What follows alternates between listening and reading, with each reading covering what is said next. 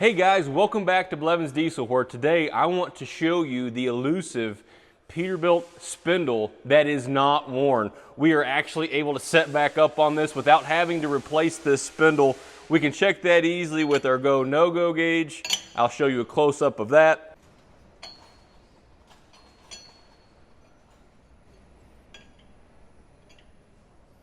So now that we have those preliminary checks done, all we need to do from here, we need to clean all of our components, which I have already done. We have our sealing area on our spindle clean further back than what the old seal showed. That is very important to do that in case the new seal you're installing is a little bit wider than your old seal.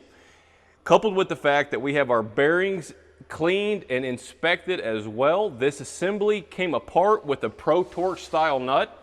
We have made sure our Pro Torque nut does not have a bunch of wear in the back of it either.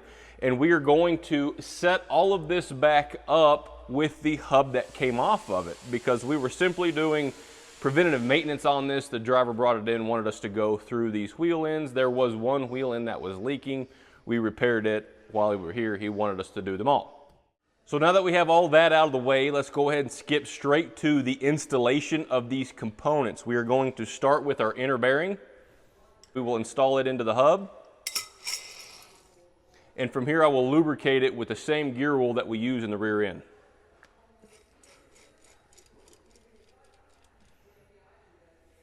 Per the seal that we are using installation instructions, I'm going to lubricate the ID of the hub where the seal rides.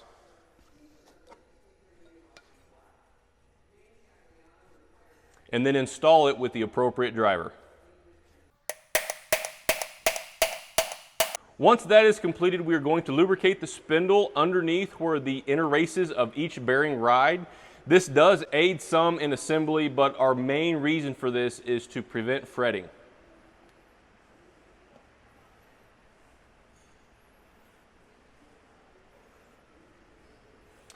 At this time, according to the seal installation instructions, we're going to lubricate the ID of the seal.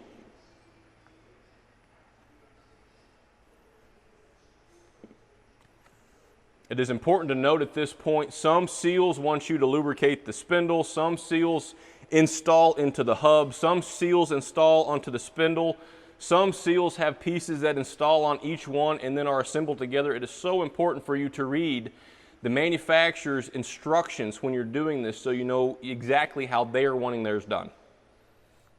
From here I'm going to take our outer bearing and I'm going to lubricate it as well.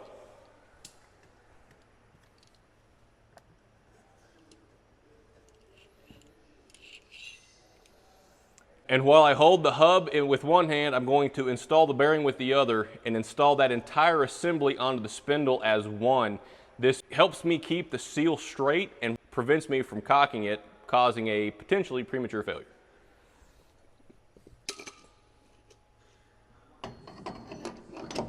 And from here, it is as simple as installing that nut, making certain that you are supporting this hub to keep it from falling down if that outer bearing were to slide out on you.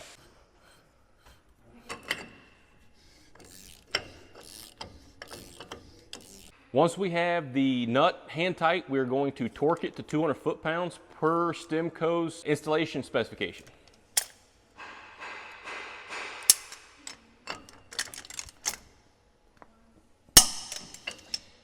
After you click that once, you're going to spin it. Do it again, at least 3 times. That makes sure the bearings are seated, and after that is complete, we back the nut off 360 degrees.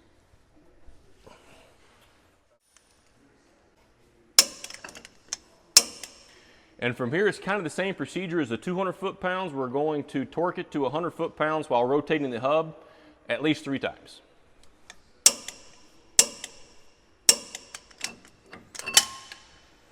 Now, this is a very important part. At this point on these Pro Torque nuts, we back them off one raised face mark, which in this instance, this is an 8-point nut. It is one flat. So we will back it off 1/8 of a turn. This is different on different spindles with different thread pitches. So read the instructions, please.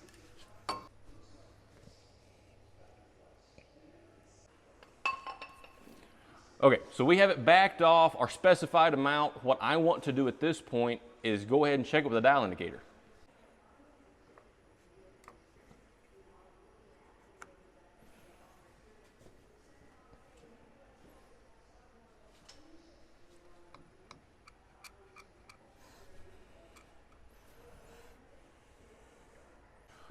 The specification that we are shooting for at this instance for a conventional wheel end is 1 to 5 thousandths bearing in play. So I always shoot for the low end of that 1 to 2 spec. So this one is right at 1 thousandths. So it is good to reinstall our keeper.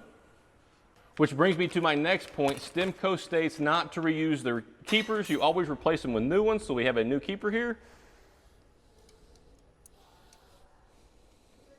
At this point, the adjustment of my wheel end is complete. The only thing I lack at this point is putting my axle in with the outer flange, which is going to retain the oil when I pour it through this fill port in the hub.